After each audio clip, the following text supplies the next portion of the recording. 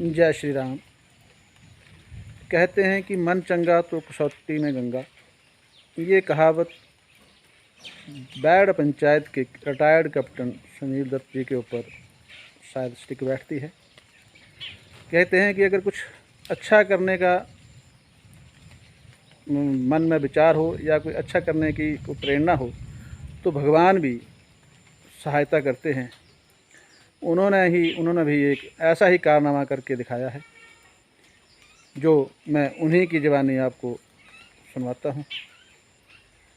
और अगर ऐसे ही हर कोई हमारा भाई बंधु या हमारे कोई आस पड़ोस के लोग अगर ऐसे ही कोई जिम्मेवारी के साथ हर कोई अपना कर्तव्य निभाते रहें तो शायद कई परेशान लोगों के मन को शांति मिल सकती है और शायद लोग ज़्यादा पुलिस या प्रशासन के चक्कर में पड़ने से भी बच जाते हैं। तो आइए मिलाते हैं आप सभी को रिटायर्ड कैप्टन सुनील दत्त शर्मा जी से। मेरी सभी भाई बंधुओं से गुजारिश रहेगी कि चैनल को सब्सक्राइब अवश्य करें, अगर हो सके तो लाइक एंड शेयर भी ज़रूर करें, कमेंट ज़रूर दें कि वीडियो कैसी लगी। धन्यवाद। जय श्री राम। मैं आर्मी से 2014 में अगस्त 2014 में पेंशन आया। पेंशन आने के बाद कैप्टन रैंक से पेंशन आया। पेंशन आने के बाद हमारा परिवार, मेरे फादर साहब जो पंडित मनशाराम जी थे, जो फरवरी 2022 में ख़त्म हो गए, वो शुरू से कांग्रेस से जुड़े हुए थे और मैं भी पार्टी के साथ जुड़ गया। और जुड़ने के साथ साथ सुखविंदर सिंह सुक्खू जी हमारे विधायक थे, जो नेक दिल, साफ़ सुथरी छवि वाले और हमेशा एक अच्छे काम की तरफ प्रेरित करने वाले इंसान हैं। तो हमें उनका राजनीतिक वो पार्टी तो हमें पहले ही बाती थी, मगर वो उनका साफ़ सुथरी छवि को देखते हुए हम उनके साथ जुड़ते चले गए। तो उसी कड़ी के साथ हम चल ही रहे थे पार्टी के साथ। और ये एक घटना कल की है जी। पिछले कल अचानक मैं बाज़ार से धनेटा से आ रहा था, तो आते आते रास्ते में जब मेरे गांव के बाहर में आया तो एक पंचायत द्वारा बेंच लगी हुई थी। उस बेंच के ऊपर सीमेंटेड बेंचें हैं, पंचायत ने दी हुई। उस बेंच पे एक सरदार जी बैठा हुआ, मैंने एक दिन पहले भी वहाँ बैठा हुआ देखा वो। तो मैंने ज़रूरत समझी कि मैं इसको पूछूं कि भाई आप कौन हैं, कैसे हैं, मगर वो मंदबुद्धि था, वो कुछ सही जवाब नहीं दे पाया। तो एक पास में मेरे गांव का ही बंदा बैठा हुआ था, जिसने मेरे से बताया कि भाई जी ये तो पिछले कल का आया हुआ है और कुछ कभी कहीं बताता है, कभी कुछ बताता है, इसको रोटी राटी दे रहे हैं, बाकी रात को भी ये यहीं रह रहा है। तो हमें ऐसे नेता मिला है सुखविंदर सुक्खू जी कि उनकी प्रेरणा के साथ हमने भाई जी को फ़ोन करके बताया कि ऐसे ऐसे बात है। तो उन्होंने बोला कैप्टन साहब जितनी हेल्प हो सकती है करिए इस बंदे की। तो मैं उसको अपने घर ले आया सर उठा के, और आने के बाद मैंने यहाँ उनको नहलाया धुलाया। पहले वो पिछले 5-6 महीने से घर से गायब हैं, और यहाँ आके नहलाने धुलाने के बाद जब खाना खिलाया उनको कल दोपहर को, तो खाना खाते खाते बातचीत शुरू कर दी। तो कोई बात वो ढंग की भी करते हैं बीच में, तो मैं उन्हीं बातों को इकट्ठा कर लिया इसकी को काफ़ी।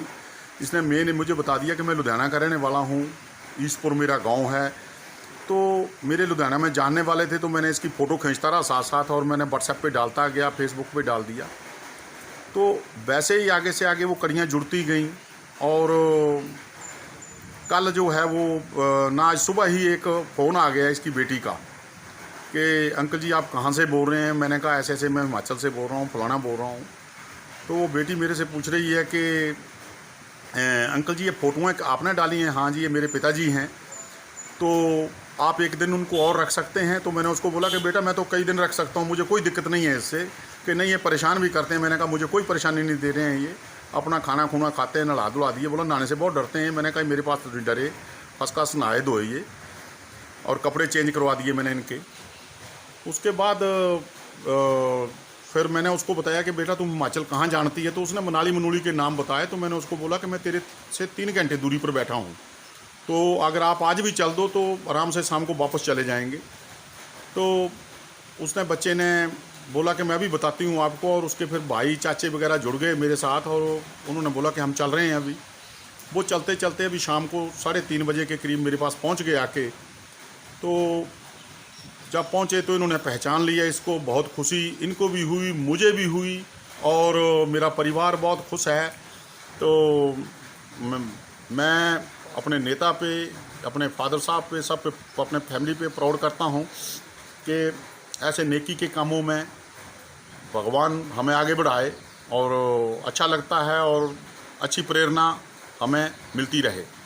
मैंने ज़रूरी है कि कल जैसे इसको लेके आया तो मैंने पुलिस को भी सूचना देनी ज़रूरी समझी। तो मैंने पुलिस स्टेशन धनेटा में फ़ोन किया, तो उन्होंने फ़ोन उठाया, और फ़ोन उठाने के बाद मेरे से पूछा कि कोई मंदबुद्धि। मैं बोला ऐसे ऐसे भी बंदा है कोई। बोला हाँ, हमें पिछले कल भी फ़ोन आया था, एक मंदबुद्धि इंसान जो है वो कोई बंदा है, कोई सरदार जी टाइप, वो घूम रहा है।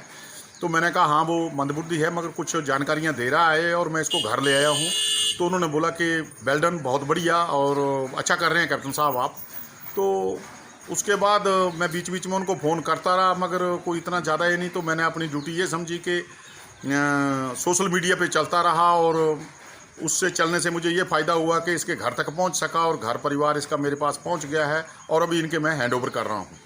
तो जी मैं अभी इनको हैंड ओवर बलजीत जी को, इनके भाई तरलोचन सिंह और इनका बेटा लखविंदर सिंह, इनके हवाले कर रहा हूँ। ये इसको लेके अभी लुधियाना निकल जाएंगे। ਤੁਸੀਂ ਕੁਝ ਕਹਿਣਾ ਚਾਹੁੰਦੇ? कहना चाहते कुछ? बहुत बहुत धन्यवाद ਤੁਹਾਡਾ ਜੀ। तू कुछ कहना चाहता? रोटी ढिड भरिया पिया कि होर खा के जानी? नहीं खानी? अच्छा। और इन्हों भी रख लेना अज इत्थे हैं, रहना अज का दिन इत्थे है, रहना मेरे को अज हैं।